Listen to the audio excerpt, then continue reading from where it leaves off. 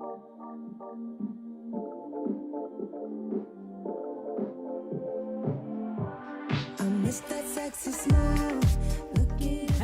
everyone. Welcome to the show. Thank you for being here today. This is going to be a hot show. It's going to be a busy show. There's a lot going on. A little bit of a different format here. So let me tell you what we're going to do. You have just me right now. We have a very special guest I'm going to be joined by in just a little bit. Just Pearly Things is here. She's already here. And we're going to talk about a whole bunch of stuff, including a recent Vice panel that she was on feminism. That just went wild. Crazy stuff. But I need to open today by talking with you a little bit about what happened with Andrew Tate. A lot of people were asking me my opinion on that. So let me tell you a little bit about what I think about what's going on there. And then Just Pearly Things is going to come in and join us. So you saw that Andrew Tate and his brother Tristan were detained. Andrew's already out. He's tweeting. And it's interesting. When I went to go find information about the story, every single Matrix-driven article read the same way. In fact, just as an example, before I tell you what I think about what's actually going on here, listen to how this article, The Guardian, talks about Andrew. This is the news dump. Probably an AP wire came out and went to everyone. This is what it says. Controversial online influencer and self-described misogynist, Andrew Tate. That's all I needed to see. First of all, he's not a self-described misogynist. He's gone on and on and on about how he's not a misogynist. People who are calling him a misogynist are dumb and also need a dictionary. We've discussed that. But just when you read and consume news, you need to understand where it's coming from right off the bat. So every single article that I went to was saying that. And it was really hard to get accurate information. And to be honest with you, I don't have all the information today because I don't trust a lot of these sources. I don't, and you shouldn't either. So this is what happens. He gets detained, he and his brother, news breaks, everyone's talking about it, and they're all saying that this is about, this is what it says in the article. Now take it with a grain of salt. It says the 4 suspects appear to have created an organized crime group with the purpose of recruiting, housing, and exploiting women by forcing them to create pornographic content meant to be seen on specialized websites for cost. That's from the prosecutors in the case. So this is sex trafficking investigation, apparently. He's out already. So I'm looking at this all, and something's just not adding up to me. Right? Something's not adding up to me. This is why it's not adding up to me. Well, first off, what I need to tell you is that this guy, Andrew Tate, knows they're coming for him, right? He knows they're coming for him, and he has said as much. He's telling you ahead of time. You've seen the videos where he's like, I would never kill myself. He's coming out there and he's telling you, they've got their eye on me. The Matrix is coming for me. In interviews with Zuby, and I'm pulling these clips for you because I want you to see what he's telling you and listen to what he's saying about what he thinks is coming for him. In these clips with Zuby, did an interview, I don't know, maybe a month ago. Let's play that first one. I want you to see what he says. You got that, Deli? Okay. Sooner or later, they see you as a problem. They want you to go away. And there's 3 stages to that. First, they try and delete you everywhere and cancel you like they've done to me. The second stage is put you in jail for no reason. And the third stage is to kill you. So one of my lives have been used up now. So it's kind of scary. You're kind of sitting there going, well, usually at this stage, people go away. But if I don't go away, what comes next? So that's kind of scary. But basically, the media machine, the Matrix, decided that the impact that was having on the populace was... So listen to what he said. Now, the good news, the bad news is that the Matrix is onto this. They're coming for this guy, right? They think he's bad news. They're worried about him. By the way, they're worried about him because of the content of what he says, largely to give men back a sense of pride in who they are and regenerate that masculinity. That's number one. Also because he calls out Matrix all the time. They don't like to be called out. And they see that this guy's not a coward, right? He's not afraid of them. He's not afraid. And they're like, how do we make him afraid? So they're trying to make him afraid. And more than him, they're trying to make everybody watching him who looks at him and idolizes him. They want to make you afraid. So you become compliant to whatever's coming down the pike from the Matrix. They're not stupid. They're just trying to do it through Andrew. But he's telling you. Now, the bad news is that they are coming for him, right? In one form or another. The good news is that I can't think of somebody who'd be more ready to handle the Matrix than him, right? And if you look at some of the photos of him when they come and arrest him, I mean, he's just like, bring it, bring it. Now, listen, let me say first and foremost, I don't know anything about these charges. I cannot speak to you about what the veracity of the charges are, what's going on behind the scenes. I don't know Andrew. I don't know these people personally. And I don't trust a lot of these sources. So all I know is that there's been no conviction here of anything, and that this is the second time this has happened. He gets arrested, and then he's out. So there's a lot. What I do know is that there's a lot that's curious around this for me. I want to play that second Zuby clip quickly, and then I want to just tell you what's curious to me. Every single organization on the face of the planet is corrupt. This is what I say to people. I say, listen, and I'm going to say this on this podcast now because I say it in every other one. I would never, ever kill myself. I truly believe they're going to come and they're going to try and kill me on a long enough time frame because they tried to shut me up and I won't shut up. They're either going to try and put me in jail or they're going to kill me. And I would never kill myself under any circumstances ever. And the reason I say this, and I say this to people, they go, but what can they put you in jail for? And I'm like, how ignorant are you in your ignorance to believe they need a reason? You believe it's fair. You believe I can get a lawyer and prove myself innocent. That's not how it works. They decide you're guilty long before and they find a reason why. And it doesn't matter what you do about it, you will pay the fucking price. Okay. It's not fair. So he's trying to express his view, which I believe is largely accurate in this case, that the system is deeply corrupt, right? And if they target somebody who they believe is a menace to their structure, to the preservation of their talking point, to the matrix, if they target you, they're gonna try to get you, right? Now, again, I don't know. I don't know what's gone on behind the scenes. I don't have access to any of these investigative files that supposedly exist, allegedly exist. I don't know about these supposed accusations. I don't have any of that information. I don't have any of that. But what I do know is that people are supposed to be innocent until proven guilty. That I know. And whether I'm talking about Justice Kavanaugh, who was criminalized on day one, and then we found out there was no evidence, but everybody was willing to call him this and that and a rapist and all of that because it was a convenient talking point for them. And then we found out, oh, there's no evidence at all. How sad. But they had already tainted him. They'd already tried to wreck him and his family. And I know that when this stuff came out about Andrew Tate, I saw a lot of leftists, predictable, and by the way, a lot of supposed conservatives whose egos are wounded by Andrew Tate's talking points. And I'm going to say it, this is going to be controversial, but maybe they don't like what he says about fitness. Maybe they're obese. Maybe they're insecure about this or that. Maybe they're a closet feminist. Maybe they're a feminized man. Whatever it may be, they're bothered by him. Maybe they got, 6 vax times 6 and boosted times 6 and they're bothered by what he's saying about, weakness and whatnot. And so I don't know what it is, but he rubs them the wrong way and they want him punished. Even if there's no crime today, even if there's no proof today, and even if there's no evidence today. Okay, now there's been no conviction. So we can't, and believe me, I will amend this if that changes. But from what I see, there's a whole lot of people willing to criminalize this guy on second one because they don't like what he's saying because it's deeply threatening to the way they live their lives or to the structure that they want preserved. That's what I see. What was curious to me about this is that he has this exchange, Andrew Tate, on Twitter about with Greta Thunberg, right? Greta. She is the face, the baby doll of the climate change movement, right? She's young. I think she's like 19 now, but she's been the face of it for some time. He has this exchange. He tweets at her about, joking about his emissions and all this stuff. She tweets back at him about some ridiculous, it was supposed to be funny. It was lame. And then he makes this video where he's in the video and he's talking about his cigar emissions and he's talking about, he brings out these pizza boxes and he's joking about how, oh yeah, make sure they're not recyclable. And he essentially goes after her as someone who's been brainwashed by the Matrix. True. People were also saying, by the way, they found Andrew Tate based off the pizza boxes. And I'm sitting at home and I'm like, you don't know anything about people like this. Somebody like Andrew Tate, you would think he's going to miss that? You would think he doesn't know that those pizza boxes are in the shot? This is a guy who's got eyes like a Spider-Man, like behind his head. He sees me talking about him right now, even if he's not watching the show. He's that guy. He's got all his bases covered. You think he missed that? Okay, honey. Okay, sure. Sure. Anyway, he has this exchange with the baby doll of the climate change movement, and then you turn around and suddenly people are at his house. I'm not saying that someone made a phone call or somebody did. I'm not saying any of that. What I am, because I don't have proof. What I am saying is that it's a little too coincidental for my liking. Something odd's going on here. And I will tell you this, that climate change, and we have said this on the show time and time again, that is the new talking point. That is the talking point that is going to fearmonger society. That is what's being utilized by the Matrix. I don't care if it's the World Economic Forum or the World Health Organization or who it is.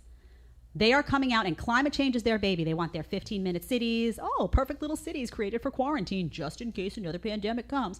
They've got it all set up that way. They've got all the talking points in line. And all I know is that Andrew Tate is now going against that talking point, right? That's their baby. That is the means by which they get to control you. That climate change is the means by which they are going to try to get digital IDs pushed through and electric cars and all of these mechanisms by which they can control you with a button. And here's this guy who's got a big following coming out and criticizing the face of that movement, who's Greta Thunberg, and suddenly everybody's at his house, right? Suddenly there's police, there's a problem. I'm just saying that the timing sounded odd to me. Again, I don't have insight into what's going on behind the scenes. I don't have insight into I don't have the case files. I can't speak to that. What I can speak to is there's a massive number of people who are willing to criminalize this guy on second one every time, that are deeply afraid of his messaging and are deeply intimidated by what he's saying because they have deep insecurities about their own life and a deep trust of a system that's trying to really, really, really get you and me and everybody else who cares about freedom. They have a trust in that system. And they're bothered by this guy who has a distrust of the system, who's waking people up. So I know that. And I know that this guy knows that he knows, he's prepared, he's ready for it. He knows this is coming his way, and he's letting you know. So that's my take on what's going on right now. And I'm gonna follow this. I'm gonna continue to follow it. Obviously, it was him and his brother Tristan as well. I'm gonna continue to talk about this. I'm gonna continue to update on it. But remember, it's the message that's the problem from him that's driving them nuts, right? He's talking about men being men, and I tell you every time. And you need to listen when I say this because he's right. And I don't know who else. I just they can't get away with this stuff if guys are on the front lines, their masculinity is intact, and they are going to say no. If they get those guys, it's over.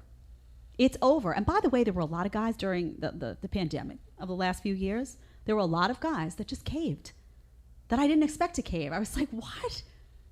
They were like double and triple masked. I'm like, you? So he's trying to wake people up, and that's deeply threatening to the Matrix. So you just got to know. I'm not here. I can't vouch for his character. I don't know him. What I can say is I see that something looks a little suspicious that's going around. The fact that he was banned at all to begin with made no sense. That was warning number one. Why is this guy banned? By the way, is everybody looking for the Epstein files? Does anybody care? No, of course not, because Prince Andrew and this one and that one and Bill Clinton, everybody's protected by the Matrix, right? Friends of the Matrix get protected. We know the game. So this is what I say to you all the time. You see the game or you get played by the game. That's all I'm going to cover from it today because I have Just Pearly things here. I'm going to ask her about it, actually. I want to ask Just Pearly when she comes in a few minutes what she feels about the Andrew Tate situation. By the way, Just Pearly I call her Just Pearly because I love that. I think it's so cute. She was with Andrew Tate a few weeks ago. He did her show. I'm going to ask her, what was your impression of him? And we're going to talk about modern women and the brainwashing that's going on. By the way, it's not just modern women. I can talk modern women all the time, all day long, but these feminized men, man, when you looked at last night, when I looked at my feed of the people going after Andrew Tate, feminized men galore, right? And I'm going to tell you, there is a prototype. I hate to say it, but there is a prototype of the person who can't stand Andrew Tate. And I'll get heat for saying this, but I'm telling you, man, a lot of them are obese, they're unhappy, they're entitled, they're spoiled, they've never really had to work for something in a lot of cases, or deeply lazy and embarrassed about it, don't want to be motivated, are mad that you're getting motivated by him. They believe in the institutions of big pharma. They'll stand by that every day of the week, you know. They're quadruple, vax boosted, you know, waiting for the next one. They've got like their Fauci hat on when they go to the grocery store. I'm telling you, man. There's a type, and almost all the time it fit. They're feminists, you know. They're male feminists. They're female. There is a type here that can't stand this guy. Process that. Think about why. Why can't they stand this guy? Why? Why do they need him to be punished before we even have the information that warrants a punishment? They need him shut up, right? They need him shut up because he's bothering their own self-esteem, because they're all a bunch of babies without backbones, one. And number two, because he's threatening the system that they trust, that they have confidence, and maybe that they financially benefit from. Who knew? Spot on a mile away. Oh, a lot of warmongers in there, too. I'm not going to lie. That's another trait. All right. So we're going to get Pearl in here in just a second. Let me organize my thoughts. You know me, little scatterbrain. All right. Before we start with Pearl, and she's coming in any minute. She's, by the way, got a channel over 900,000 now. Flowing up, man. So we're going to talk to her about that. I'm going to tell you who our partner for today's show is right now. We have a fantastic sponsor today. It is 360 Cookware. They are fantastic. It's the only cookware I use in my house. Now, you know I talk about the Matrix all the time. And I talk about how the Matrix is out to get you, and I talk about how the Matrix doesn't want you healthy and how your health is an impediment to the Matrix. You know I love to cook good, healthy food. You know that I talk about my grass-fed beef. All those people want you to eat bugs, full of it. I talk about all that good stuff. Well, it does you no good to take all of that good food and then put it into cookware that's toxic, that emits a whole bunch of chemicals into your food when you cook it. Did you know that? All that non-stick nonsense. Well, I've got a company for you. It's called 360 Cookware. It's fully American made, not easy to find. They are made in the USA, completely non-toxic, so no nasty stuff is leaching into your food. They're very durable. They're stainless steel, and there's a lifetime guarantee. They're so confident in their products that they know you're going to love them, that they offer you a lifetime guarantee. I'm telling you, it's the only cookware I use in my home for my family, for my baby. No nasty stuff in your food. What good does it do you to take all that good food and stick it in nasty chemicals? Can't have that. I need you guys healthy. I need you paying attention. I need you safe from the Matrix. So 360 Cookware. You can get a 25% off code. We're going to link it in the description with Jedediah is your code. 25% off. I'm telling you, take advantage of this. In the new year, you're going to want to be healthy. Here's one of your tickets. All right. Okay, so we've got just Pearly. Oh, she's coming in the door right now. She's coming in the door right now. And thanks for being here. I'm going to give you a second to hook in and get your... But I'm going to tell you a little bit about Pearl, what I know about Pearl. First of all, I don't know what she was doing before this, but if you've watched her channel, it's bomb. I'm like mesmerized sometimes. I can't stop it. It's like an addiction. It's like the old reality TV, but like real reality. You know, they've warped it now. It's like there's no reality. You need a reality TV fix, you just watch Pearl. She's young.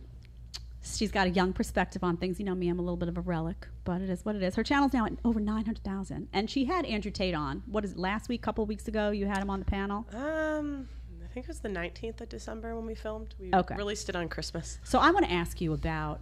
First of all, if you would share, you saw that he got arrested and all that. What was your take when you saw that news coming in? Oh my gosh, my thought was that he said he was going to get arrested. I was like, he said this was going to happen. The Matrix. I mean, I kind of feel when I was just listening to you. I'm like, I don't know the facts of the case. You know, It's possible there are facts I don't know, but just my gut is like, no, he said this was going to happen. The Matrix is after him.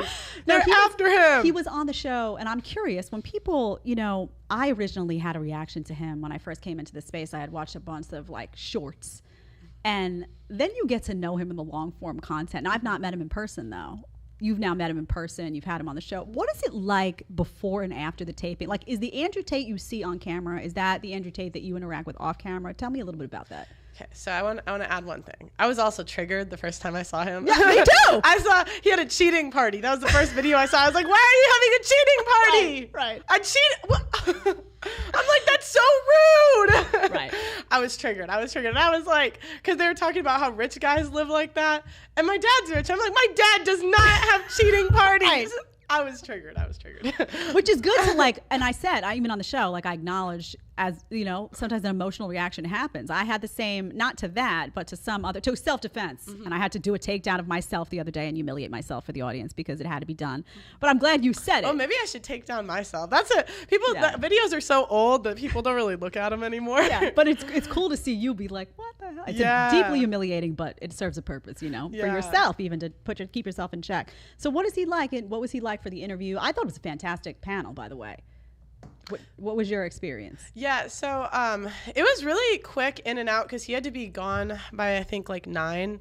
And where I live is kind of tricky to find sometimes, so it was really quick. It was he got there and we're like, all right, come on, get out, get on the set. Yeah. But he was really polite. He was really nice.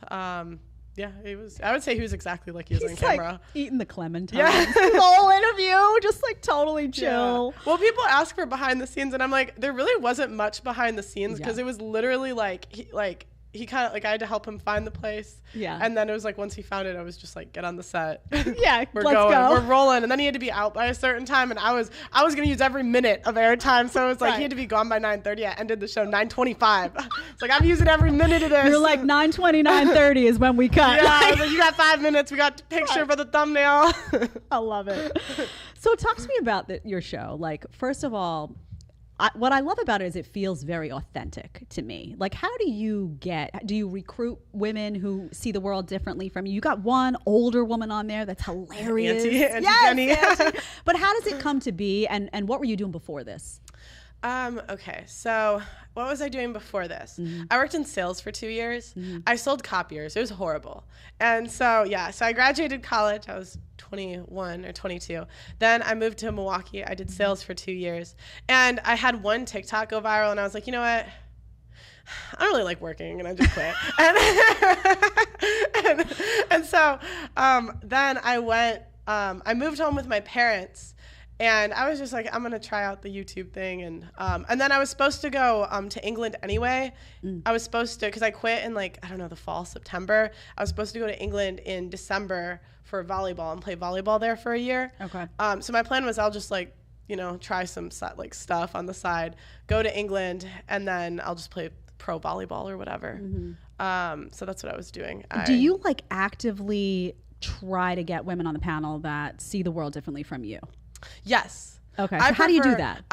It's really hard. It's actually incredibly hard. I would say recruiting is the hardest part of running the show.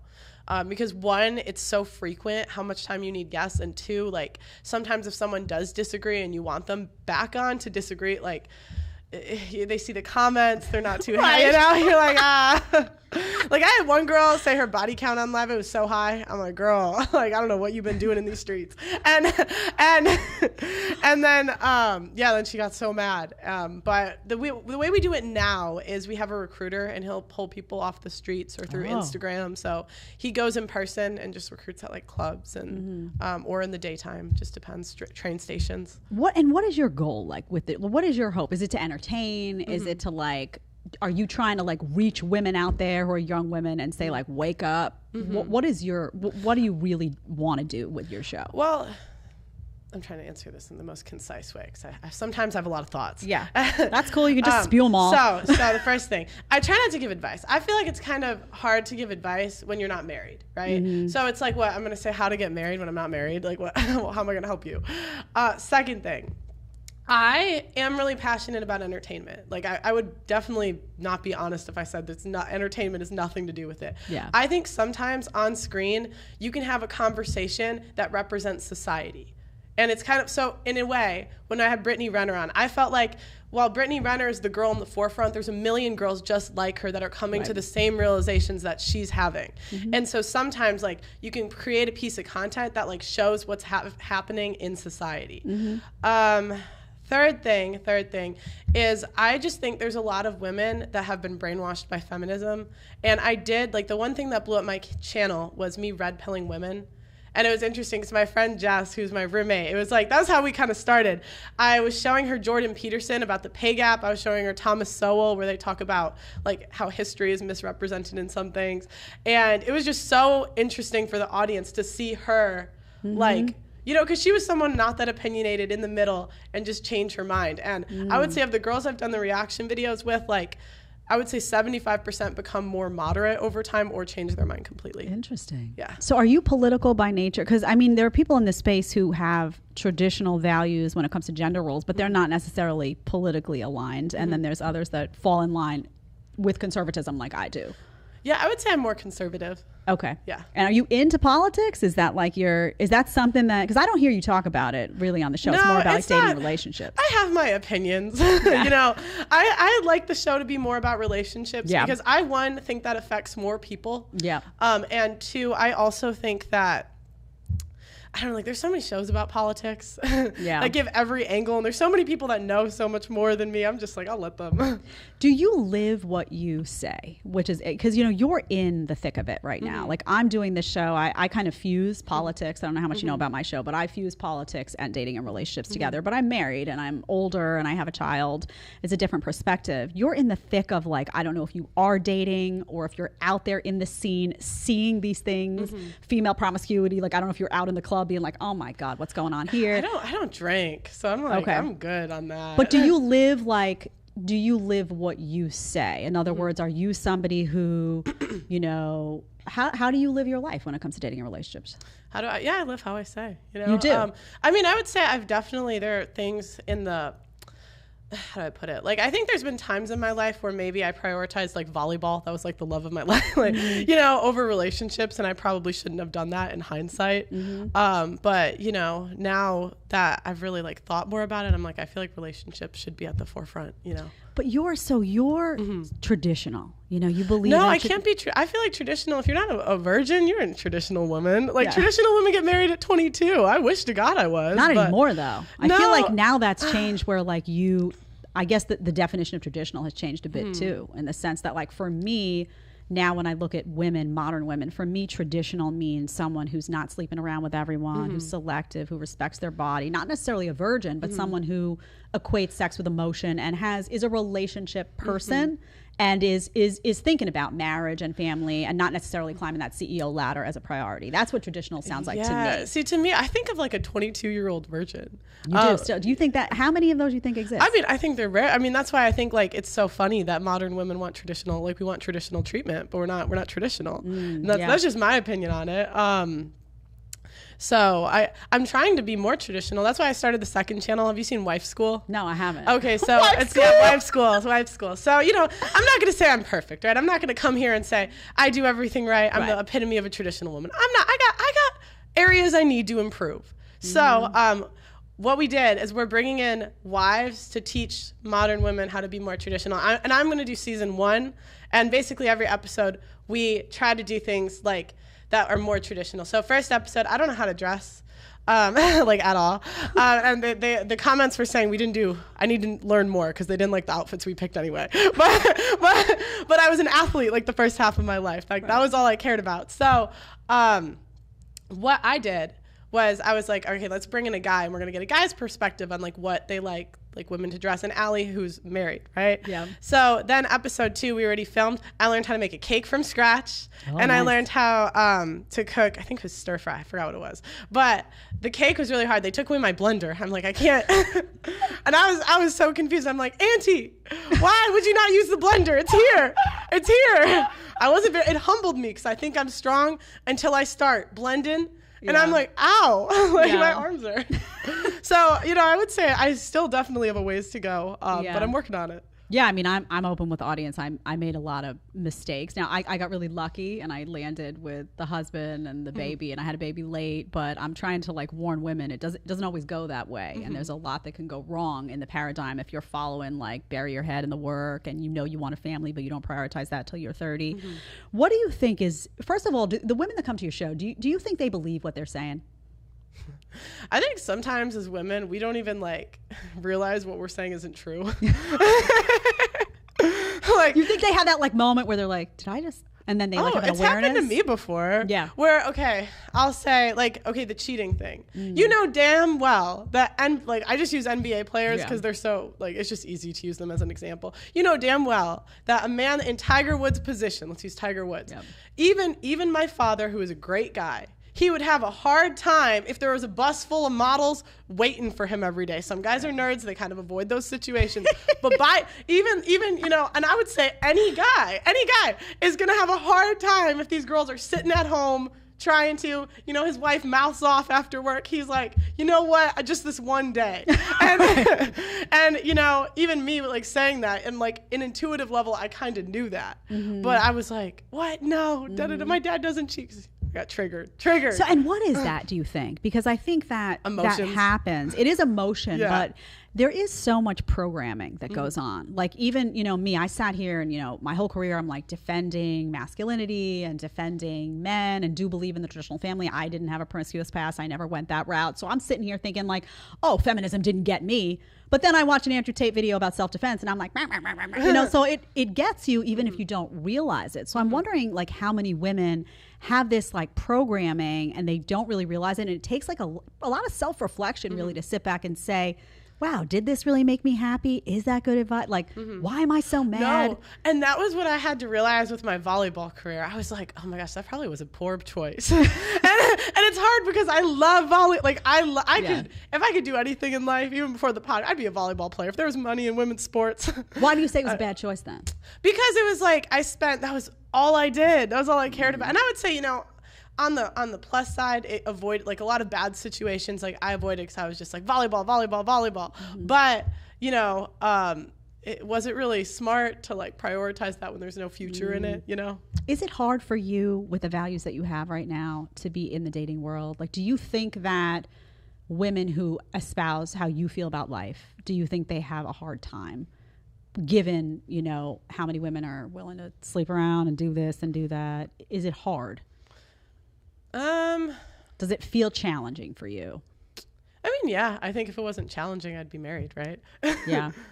I'd have the outcome. So. I don't know how picky you are. One never does know. You know, you might have that long list like some of the girls here, the certain amount. I mean, I think how tall they gotta be. Look, I was thinking about this. I was like, being tall, it like makes it a lot harder for sure. Dude, okay, I have to a moment with the audience too. Pearl walked in. Now everyone knows I'm like a small person. Like I look like, you know, the Wizard of Oz, the Munchkins. That's me. But I walked in. I was like, whoa, you got like supermodel height. Yeah, no, like, and for real. I would say if there's one thing that's held me back in dating, it is the height. I would think say so. Oh my gosh, yeah. Now is that because you want a guy taller? It's me. It's my fault. Yeah. No, I'd actually say I'd go down to like 5'10". I'd say like an inch or two shorter. You can't. Then you wear the heels though. You're taller. No, that's fine. I don't mind if I'm wearing heels, but I'm just like being honest, you know. And maybe that's too picky. I don't know, but I would say that's probably like if I had to pick one thing, the height that makes it a lot harder. So what I find when I cover these panels, yours sometimes we showcase here, is that women are they don't realize how picky they are. You know, they'll say like, oh, I'm not picky, I'm just looking for a nice guy. And then it's like the list is a mile long. It's like Santa scroll, it unfolds, you got to make a certain amount of money, you got to be this height, you have this car and this house and this job. And so it's just like, was that always the case? Well, what's gone on that women are so picky? Or is it just like a lack of self-awareness? I mean, I think it's like natural to us. Like if you take our mating strategy down to the roots, it's to get the best possible mate. I don't mind women being picky. I just think it's like, do you deserve it? Right. Yeah. Well, that's it. What are you bringing to the table? You're 250 pounds, Rebecca. You're 250 pounds. What do you mean you mean a guy that makes 6 figures? Right. You're 250. And then they get to the 300 ones. They're even more picky. Yeah. It's like, what? Yeah. I saw you had an exchange with somebody that wanted, I don't remember what the ring was. The cost was astronomical. Oh my God. That was a red pill moment for me. That was early. That was before the channel took off. I covered it. I couldn't believe it. I found it. I said, she was talking like she deserved. And I'm always like, you know, what do you bring to the table as a female? I say like to women, you can't just demand all this stuff and then say, well, you know, I give this, you know, what does that mean? You know, what do you bring into a guy? And then if you ask them, you know, hey, do you want to keep a nice home? They get insulted. Or, hey, do you know, maybe you're a little overweight. Do you care about, you can't say that. You can't ask them to step up in any way, it seems. Why? Oh gosh. Well, I just think like from a young age, we've been told that we're princesses and queens and we deserve to be treated like that. That's true. You're an average chick. Why do you deserve to be treated like that? Yeah. You slept with the whole football team. Why on earth would he treat you like a queen? And so it's like, yeah, I just think from a young age, well-meaning fathers oftentimes like diluted our standards. I even see it in the church. Oh my gosh, are you religious? I'm Catholic. I went to Catholic school. Oh my gosh, me too. Okay. I need to know if we had the same Catholic school experience. Okay, let's go. Because I've always been Pearl. You know, I've been maybe more a blue-pilled Pearl. Right. But I've always had opinions. And I remember thinking, okay, in the Catholic, did you have chastity speakers? No. Oh, you didn't have that? Chastity speakers. Oh, yeah. Okay. This is just a Pearl experience. So they bring in, you know how there's like sex ed in public schools? Yeah. We didn't have sex ed. We had chastity speakers. That's why when everyone's like, we need sex ed. And I'm like, okay, I didn't do shit in high school. So I don't know what, like, I didn't need sex ed to know. So you're like, you need chastity speakers. Yeah. But I remember there was like a guy and a girl that came in. It's like Christiniana or something and Jason Everett. Chat can find it. And they came in. It's like the girl that's been ran through, okay, and her husband that was the virgin till he was married. When you're red pill, you're like, oh my God. And it's like, you know. You can't even absorb that. It's like, yeah, and so she would talk about she was so broke. Like, it was the same message, right? And I appreciate that, same message. But the message in the church is like, at the end of the day, there'll be a prince waiting for you no matter what you do. No matter what you do. And that's why I was like, when the guys are like, the girls are worse in the church. I'm like, well, this is why. Yeah. Because they say at the end of your whatever, there'll still be a guy waiting for you. That might not be the case, Rebecca. No. I'm curious though, because you brought up Catholic school. Like what? Because we're, you know, quite a bit apart in terms of age, but what was it like for you to be in school? Like in terms of, were there a lot of girls who were promiscuous? Because when I went to school, there were girls who did that, but you could like identify, it was like this one over here, this one over here. They had a reputation and a bad one, and all the guys like knew who they were. Could we define promiscuous? Because that's sleeps around. Okay, but what is, so then we go into like, what is sleeps around? I would say 90%, by 1950s standards, 90% of women are promiscuous. They're like, you slept with more than 2 people, you whore. So what I mean is sex that's not within the context of an actual relationship, multiple sex partners at once, in terms of like you're dating multiple guys, you're sleeping with them. It's not an exclusive relationship. Okay. That's what I define as promiscuous. Yeah. I'm trying to think in high school. Yeah, there would be, I only had a couple, I'm trying to think, it was, I don't want to say names. Bethany. She's gonna just ruin everybody's life. Marianne, you know who you are. Bethany. Actually, they don't know their last names. Bethany waited till she was married. There's, see, no, you're already telling me it's not prevalent though, because you're having a hard time. Well, I'm thinking. Well, no, again, it depends. Oh my gosh, this one girl I'm thinking of. Yeah, but see what I'm saying? You're able to say like this one girl. Now it's like.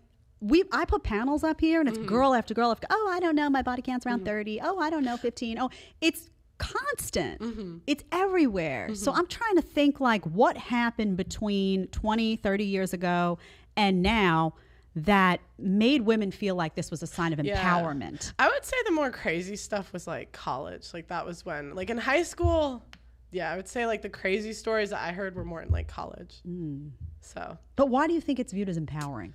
Oh my gosh, I don't know. They're not on the Vice panel. You saw it. Oh, we're gonna talk about Vice panel. I was like, y'all just want to sleep around with no consequences. The feminists said, yeah. Yeah, what they do you did. mean? They did. Yeah, and we're gonna talk about. By the way, I'm covering. Sorry, I want to say one more thing. Yeah, go. I just feel like everything in life is your own fault. That's how I feel. That's personal responsibility. Yeah, everything in your life is your own fault. So. Yeah, and the panel that Pearl's talking about, we're going to talk about that. I'm actually going to, I'm going to cover that full panel for you. You're going to see more of Pearl in that panel on Monday. Oh, yeah. But essentially, like, what was that experience? Because it's a panel, you show up, it's supposed to be feminist, anti-feminist. Was it edited? Tell me about it. Oh, it was so edited. Shocking. Oh, let's talk about the libs on that panel. So first, there was only 2 real conservatives. Let's be honest. You can't be pro BLM and like super conservative. So they gave us 4. Only it was really just me and Sydney against the world. Yeah. Shout out Sydney. And and it was actually 6 hours we were there total. So I don't know how much we filmed. I guess like 3-4 hours we were filming, because maybe like hour post, hour before. I don't know. And that's cut down to what, an hour? It was cut down a lot. 45 minutes. Oh yeah, you can tell that it's deeply edited. They edited out these girls. There was a guy girl, Eli on the panel. Biological male trans woman. I guess I didn't know any of this before because I'm just not in the conservative space. Are you familiar with this? Eli has some allegations. The allegations out against him. Sydney on the panel goes, we were talking about Me Too. This is the funniest part. They edited it out. And she goes, that's funny. That's funny that you say that, Eli, considering the allegations that are out against you with the kids. Like it was like selling kids drugs and something with minors. I don't know. I don't know what happened. I don't know what's true and untrue. So they took that out. Of course. I knew as soon as she said it, I was like, they're going to edit that. They also took out the girl in the front. She was an absolute, I'm not going to say it, but you know what I'm thinking. I know which one you're talking about, the one that was like over here. She had this whole freak out that they just like took out. What was it about? Do you remember? We filmed this in October. Oh, okay. I just remember she was like very rude. Like they took out so many parts of the liberals just acting insane. Like they still looked insane, but I promise you it was 10 times worse. My favorite is the part where you're talking and they start to like psychoanalyze you, like, oh, how did you get this way? And then the insults came. Why do you hate women? And you're like, I am a woman. And they're like, you could have internalized misogyny. I'm like, oh, here we go. That's where they start. They're like trying to be your therapist, and I'm like, this is why therapy messes women up today. Did you enjoy doing it though? Oh, I had so much fun. I love. Put me on another panel. I'm ready. Yeah. I'm ready to go. I'll do it again. See, I would love to do something like that live, but coming from like news where I know what happens in the editing process, I don't trust any of them. See, I really don't. When I go into something, okay, this is always my goal. I want to be so likable that even if you edit me the worst way, you still like me and you hate it. That's always my goal. You came off very sweet and very like you were just asking questions. Like, what are the barriers? You know, like you're just asking, what do you, and that's good though. And then she's like, I don't have legs. And I'm like, we're talking about men versus women. Wait, y'all gonna see this county, you're gonna lose your minds. I want to ask you about the labels that you get. I'm sure things get thrown at you. Like I cover Drew Afwalo here a lot. I don't know how much you know about her, but the pick me label. Oh yeah. So I'm guessing you get called, a woman hater, a pick me. What do you think about that? Oh, well, okay, first of all, I was like, what the hell is a pick me? And so then it's like basically you say things so men will pick you. Yeah. But I'm like, I just say my thoughts. I clearly am not that filtered. You know what I mean? Like, I clearly, sometimes I should say less. I saw you yesterday at a show and you're like, the whales came for me. And I'm like, she's talking about fat people. Yeah. Sometimes I'm like, my manager's like, yeah. So first of all, second of all, I'm like, pick me. That's the insult that you want to get married. Yeah, I want to get married. Like, but don't you think it's interesting that they label, like, men can't criticize modern women because they'll be labeled misogynist. Women can't criticize modern women because they'll be labeled a pick me. So nobody can criticize these women. Isn't that convenient? Yeah, and then they'll go to the personal attacks, like, well, why are you single? And I'm like, is what I'm saying true or is it not true? I'll be like, Rebecca, 7 abortions is a lot. I don't know what you're doing. I met a girl that had 7. Her name's not actually Rebecca. 7 abortions. Wow. 7. And I'm like, that's a lot. That is madness. And it's like, is that true or is it untrue? Or should we encourage it to get to 10? Should we encourage it to get to 10? Yeah. What do you think is the biggest mistake that young girls are making today? Well, I mean, I think your virginity is very valuable. And I feel like it's like giving that to some, like, away, Yeah, that's what I would say. Sleeping virginity around. being valuable. Yeah, and just like promiscuity, I would say. Now you have one thing that's interesting about you is you're very open about your family. Like you always will reference your dad and you'll say on the show, like, my dad's in the 1%, the top. Do you get heat for that? Do people say, oh, to write you off as privileged from the start? Or yeah, that's why I don't try to hide it, because it's like they're gonna find out anyway, you know. No, my dad is like the best person. My dad is so nice. Like literally, he helps everyone, and he's so like, I'll call him crying and he's like, stop it. So is he that masculine guy that you're like, does your relationship with your dad or like your family dynamic, did that inform how you feel about male-female dynamics in any way, or does that play a role? Yeah, of course it does. Like thinking, because I would say my dad is like not red pill. Like he doesn't know what the hell. I mean, he's been a little bit red pill just because of the content. Yeah, no, because of me. I'll be like, Dad, you won't believe this stat I found out today. I love it. I love it. But yeah, I mean, I really appreciated being grown up with like 2 parents in the home, and especially the more I talk to people that didn't, because it's like really sad when I hear about their holidays and stuff. Like there's so many people that. My mom would kill me if I didn't go home for Christmas. And then, like, I'm in England and there's like other athletes and they're like, oh no, we're not doing anything for Christmas. I'm like, you're not doing anything for Christmas? Yeah. My mom would strangle me. So what do you want? Like if you were to look at your life, you know, because the other criticism that will come to you, if it hasn't already, is like people will say, well, sure, she's talking about traditional roles, but here she is with this successful YouTube channel and she's an entrepreneur in her own right. And what do you say to people who say that? Oh my gosh, I thought it was going to be a hobby. This took up fast. Well, and why? Why did you think it blew up like that? Well, I was posting more than everyone else. So, and I actually, it was funny. I got out of a relationship and I was kind of sad. So I was like, I'm gonna just make a show and then this will like distract me, you know? And then, yeah, I just started doing the show. I mean, what do I say to that? I would say, look, I'm looking, so. Oh, Pearl's looking in the chat in case you're in there. We're gonna get to the chat in just a second. I think sometimes people will be like, oh, well, why aren't you married today, tomorrow? And I'm like, look it. I'm learning to cook. I'm talking to wives. I'm doing the best that I can. You're doing the work. I'm doing the best I can. Yeah, that's all I could say. Listen, people get out of a relationship and eat a lot of ice cream. You started a YouTube channel. I think that's a good thing. You're making people think, you know, all that stuff. Deli, you ready? You got some chats? Some of y'all went to the club. That's right. Some of y'all went to the club. No joke. People went to the club and drank too much. She created a YouTube channel. I made a YouTube channel. There you go. And she's helping you. She's helping you. All right, let's get some questions from the chat. Deli, you ready? Yeah. Paula just sent $20, said, Jed, you're amazing. Oh, thank you. I'll take the compliment. Samuel said, Jed, you're amazing, and I'm a big fan. I only disagree with Tate's view about having multiple kids for multiple women. Oh, that's interesting. Do you have an opinion about that, Pearl? Oh, that triggered me too when I first heard it. See, it's hard, okay? 'Cause sometimes I look at things as a society perspective. Right. And when you think about it from a society perspective, that's always happened. So who am I to come in and say, well, do it my way because I liked it with my parents, da-da-da-da-da-da-da. So I wouldn't prefer it. You know, I doubt that'd be your first choice either. Wouldn't be who I'd pick, but I think it's silly to say that quality women wouldn't do that because they have for all of history. So...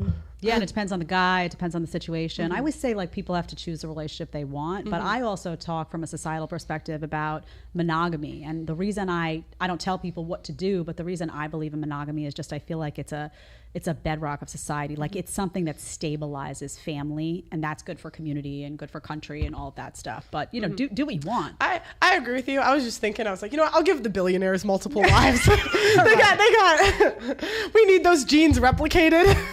So I'll give them, you know, maybe 100 millionaires, billionaires. They get a pass. Pearl's World, which is satire. It's satire. I'm just trying to make it. What else you got, Deli?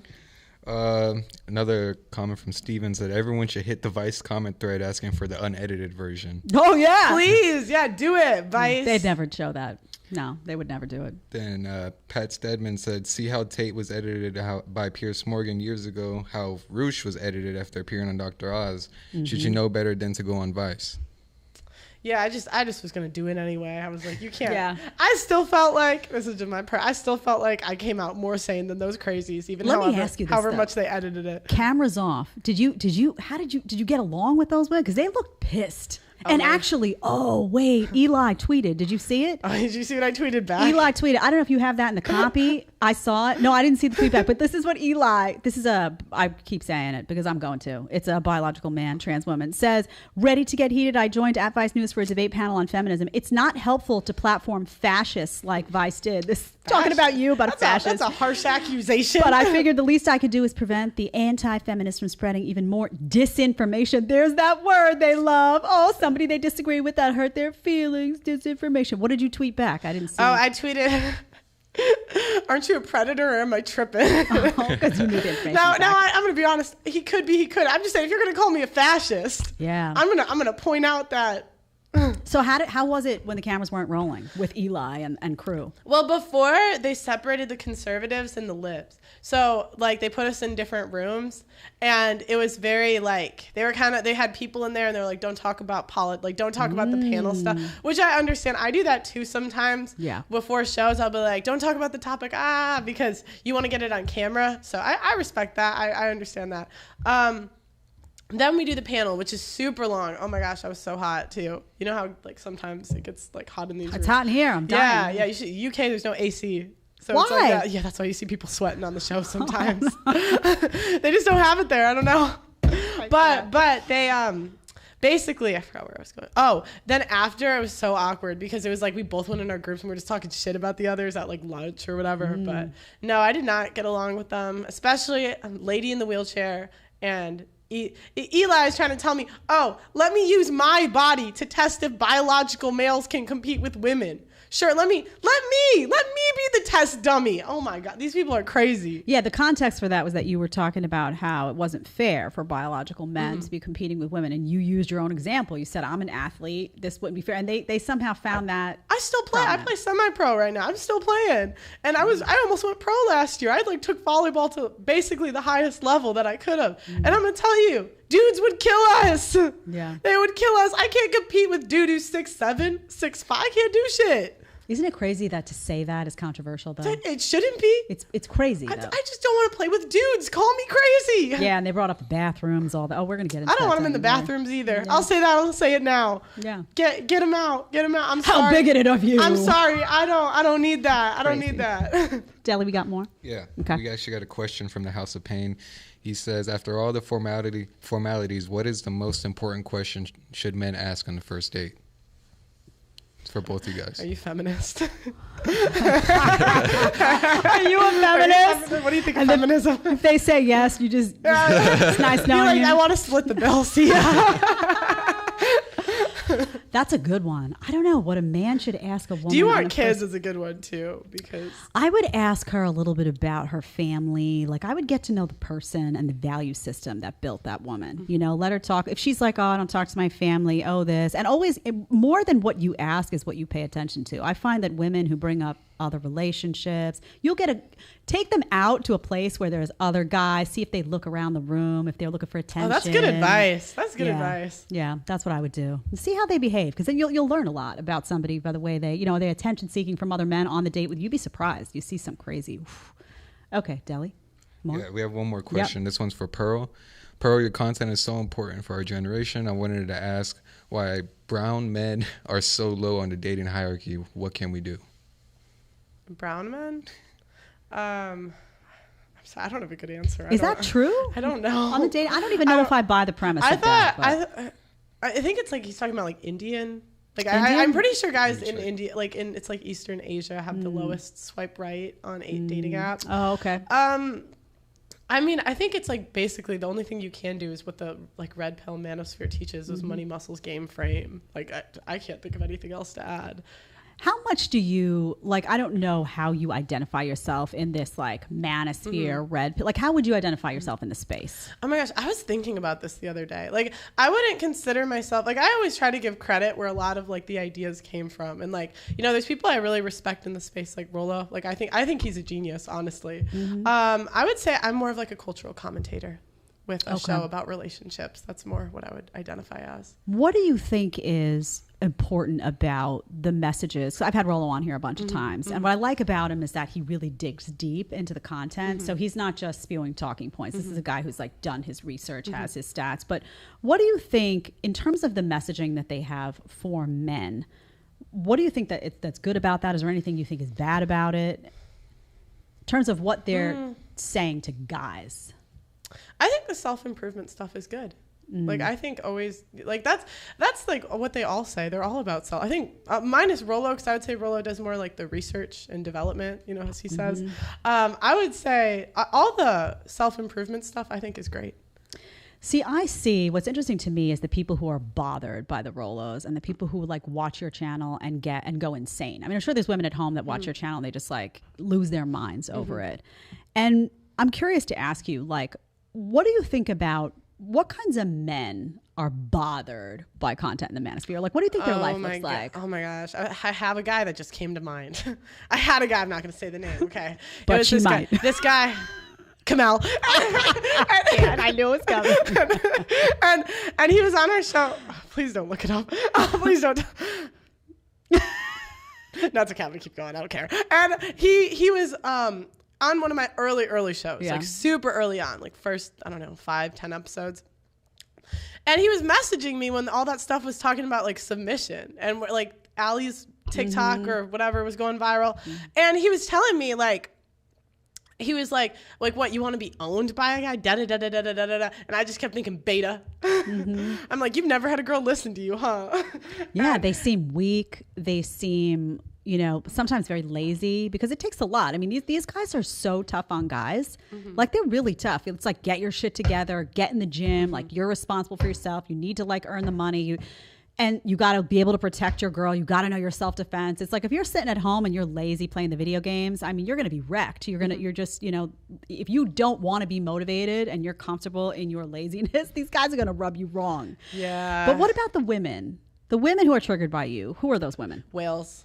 Sorry. I mean, beautiful, majestic creatures that live in the sea. So people who struggle with obesity is where you're getting. But who else? Who else? I would say girls that are like very promiscuous get triggered when I talk about like body count. I would say that oh my gosh, feminists hate me. They look at me. Did you see that panel? They hated me. They did hate and I'm you. like, I have been perfectly polite. You see when she called me pretty, I'm like, thank you. And she didn't even mean to. She was trying to insult me.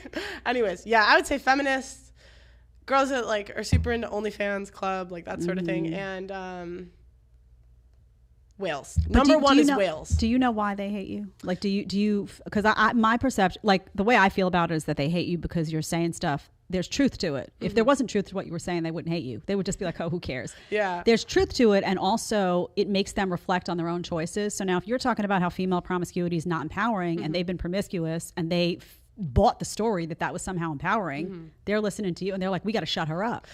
See, and here's the thing. A lot of times we have this narrative like, oh, they bought the story when they're young, I don't really believe that. I think deep down on an innate level, we all know. Because what's the first thing that girls call each other? When we're mad, you're a hoe. Why are you saying that if it's a good thing? I feel like sometimes that's a cop-out that women use where they'll be like, oh, I bought into and I'm like, did you? So you don't think that women bought the story? Then why did they do it if they didn't buy the story? They just wanted no consequences. And like, honestly, there really aren't a ton, like, even, I mean, you're a generation older, but I asked my mom, I'm like, do the hoes get married too? She said, yeah. So at the end of the day, there's really not a lot of consequences for any of it. See, I think they have to have bought the story to an extent because there's too many of them that aren't comfortable being promiscuous. Like they'll do it, but they go home, they're miserable. They cry about it. They call their friends. They're mad that guy. Yeah, they're mad the guy didn't call them back. They're expecting that guy to behave like a boyfriend when it was really clearly just a hookup. So they're so upset about it that they're then trying to map out with their friend on the phone, like, why doesn't he like me? Because it's like they bought the story that somehow they were going to be promiscuous and it was going to feel good and they were going to get what they wanted or something beneficial for them out of that situation. And they don't. They're all miserable. I think like there's a hesitance to point out that a lot of women who followed feminist advice, they're just so unhappy. They don't reflect, like they're promiscuous but unhappy. They're on birth control, unhappy. They're climbing the corporate ladder, unhappy. Why no self-reflection in the process, do you think? I just kind of have a different view on it.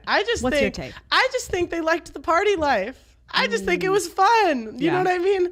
Like, okay, maybe how many girls do you really know that are really climbing the corporate ladder? I mean, you think you lived in New York, right? I did, yeah. Maybe you knew more of them, but I'm lot. like, most girls I know just have average jobs. And most girls in general have average jobs. They're not climbing anything. See, I know a lot of girls that are trying to compete with men, like in the cities, and I grew up with a lot of them that were like, I want to be the manager. I want to be the CEO. I want to be like, that's a sign that I've been successful in life. And they forewent having children for a really long time in order to do that. So I think they exist and they're, this is just, I'm just saying by and large, the average salary is like $35,000 a year for women. So like by and large, women aren't climbing the corporate ladder. Like there are some, right? Maybe like 10, 15%, but I would say like by and large, it's more just like it was fun. So they just want to have fun. Yeah. So you believe that modern women are deriving enjoyment from that pro-promiscuity structure. You believe they're not unhappy at their core? I think they're unhappy, like, how do I put it? When the consequences happen. So like when they sleep with a bunch of people and then like everyone finds out and they're like, oh shit, now. But I think like, to start, they're having fun. And then, life catches up to you. It's kind of like you eat 10 cheeseburgers. Every time you eat the cheeseburger, it's fun, you're happy. But then you're 300 pounds, Rebecca. So that's how I see it. Yeah, see, I don't think they're having fun. I think they're programmed little robots. I think they're largely miserable, and I think they can't change because they've been told that that's what they should be doing. It's crazy though. You look at like college girls coming out today. Some of these body counts. How you coming out of college with 15, 20 people? You're telling me. I mean, did you study, girlfriend? What did you do? Like, I don't understand where that kind of time comes from. Honestly. Oh my God. No. Oh my gosh. The girl on my show, the one who I was like, okay, I'm going to tell you this story. Okay, I'm sorry. I'm all over the place. She may give the names away too. Look at Amy. And she comes on my show and we were talking a show about body count, right? How many bodies is too many bodies? Questions like that. I don't usually, the only time I ask people their body count is when I say, is body count important? And they say no. And then I say, then what's your body count? But the point isn't to get their body count. The point is to show it's important, right? Because otherwise everyone would just be like, this, So on this show, as a joke, I was like, what's you guys' body count? And I said, ha ha, you don't have to say it's okay. Like I was kidding. She's all this pro-sex girl. So she's like, oh, I'll say it to get rid of the stigma. Are you sure? She says yes. Okay, go ahead. This girl threatens to sue me because she said her body count on live. That's ridiculous. Why did you say it? So litigious people. Oh my God. Sex positive. That's a word that just popped into my head. Do you watch any of this, like The Bachelorette or any of that stuff? You watch any of those shows? Oh my gosh. My team used to watch it in college, but I would get so bored. And then I would just give my opinion. Imagine watching The Bachelorette with me giving my opinions on things. I would watch that. I'm not gonna lie. They stopped inviting me. I sat there they're like, pros, like, we don't care. We're like, if you think it's stupid. But I started watching the recaps and I liked those better. There's so this is a channel called Bachelor Fan Take. So sometimes I'll watch the recaps of seasons. So it's interesting to watch because especially if you're in this area and you're doing this kind of content, it's interesting to watch. First of all, if you go to older episodes, you can see like how much male-female dynamics have changed, even in terms of what's presented to the public in the last like 15 years. Much more traditional. Like if you looked at, some of the first episodes versus what you see now. But there was a girl on it recently, a couple of seasons ago, and she was sex positive. She actually showed up, and the first thing that she did was pull out a dildo. Katie Thurston. I remember, and she was like, and these women are like kind of horrified that guys would care about body count. Like the guys get to the end and they say like, hey, if you're sleeping with a bunch of girls, I can't do this. Like you're supposed to be in love with me. And the girls are like, oh, this is outrageous. And the audience loves what the girls are saying. They love it because they're like, yeah, girl power. In the meantime, I'm sitting there like, if he really loves you and you're saying you love him, you shouldn't be able to go into the next room and sleep with somebody else, honey. Something's broken inside you. Oh, you're talking about Hannah Brown or whatever? Oh, yes. When she slept with I'm like, what guy wants to marry? Producer. You want to marry a girl that's proposed to a girl that slept with another dude 3 days before? 3 days before. Would you sign up for that? Deli, you going down the aisle or? No. Deli's like, leave me out of this. But seriously, I mean, I don't understand what's so broken. See, what bothers me is I feel like there's something broken in women because, and I keep going back to like, it's not natural for us to behave this way. I don't feel like it's natural for women to behave this way. And like, what is broken that you can't even understand now that a guy cares that 3 days ago you were sleeping with someone else and now you're in his bed? That's nasty. Yeah. I do feel like hypergamy is natural. Like women like monkey branching and dating up. I went to an art museum and there was paintings of girls being hypergamous. You get a red pill lens on a museum walk. Yeah. Allie took me to a museum and she was showing me. I'm like, oh my gosh, these girls have always been the same. So if you get married, what do you want that marriage to look like? If I get married, I would like to have a guy that I can try. I look at it similar to my relationship with like my dad, which I don't know if is that weird? I don't know. I was thinking about this the other day. But like some will have a problem with how you worded it, but it's up to you. It's your word. Okay, because I think of my dad, and same with my brother. Like I'll give you an example. I trust my dad so much. I hate accounting. My dad makes me do the accounting myself every month. And every month I'm like, why can't we hire an accountant? I don't understand why I do this myself. And my dad's like, look at you have to know your numbers. You have to da-da-da-da-da-da. My dad's like that too. Yeah, and I'm like, fine. And I do it because I trust my dad. Because I'm like, my dad wouldn't like steer me. And same with my brother Adam, it's really similar too. Mm-hmm. And that's kind of a relationship that I'd like to have similar with my husband, where even if like I disagree with him, it's like you trust his judgment. So would you want to work?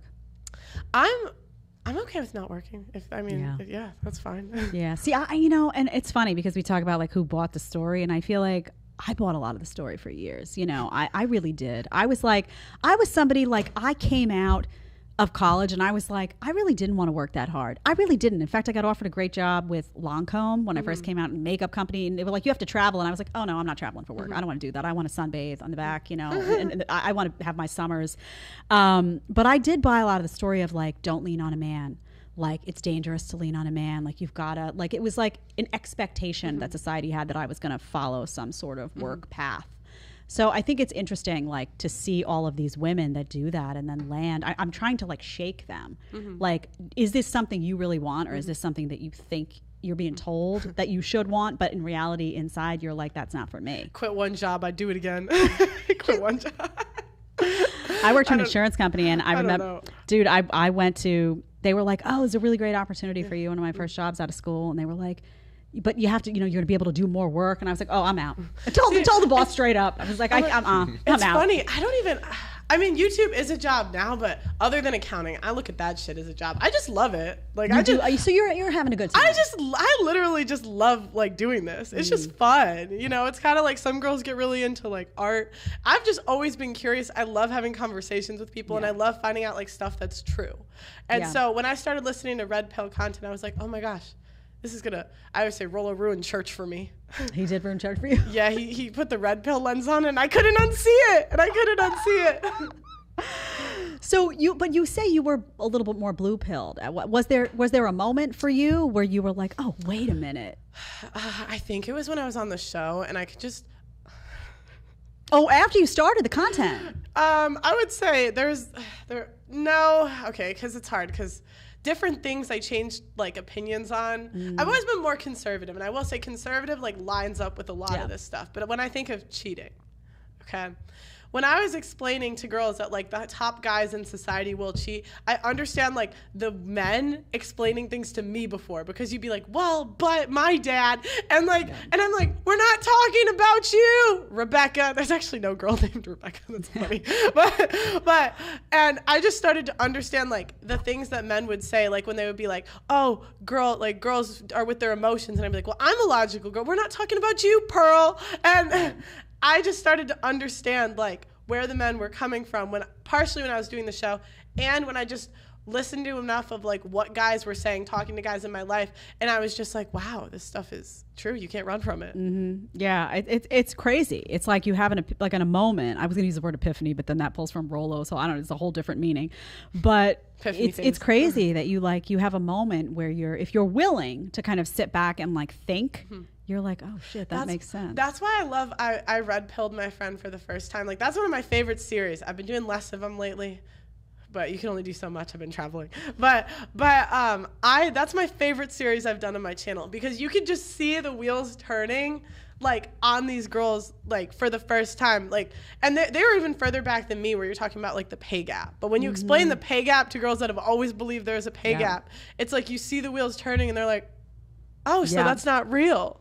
Well, I saw that in the panel you had with Tate recently. I was watching the women, and it started off like everybody kind of had their armor on, but as the conversation kept going, I saw like they were like, oh, and it became more of like a listen, learn, think, respond. Like it was fascinating, like throughout the course of that show, to see like everybody initially like ready to fight, but then like actually having a conversation. So I think that it's great. People should go watch that episode, by the way, if you haven't already. It's got like a zillion views already. But it's funny, the girl in the middle. So the one thing people don't know about the show is a lot of times you girls that disagree, I prioritize to come back. I mean, they don't always want to, but and the girl in the middle, Denalva, it's funny to see her evolution on camera. I mean, I'm sorry, Denalva, you're crazy. I'm gonna stand by that. Oh, we've covered her here. Yeah, she crazy, but it's funny. She gets a little less crazy. Like she starts to agree more with us the more she comes on the shows, where I'm like, Denalva's agreeing with me.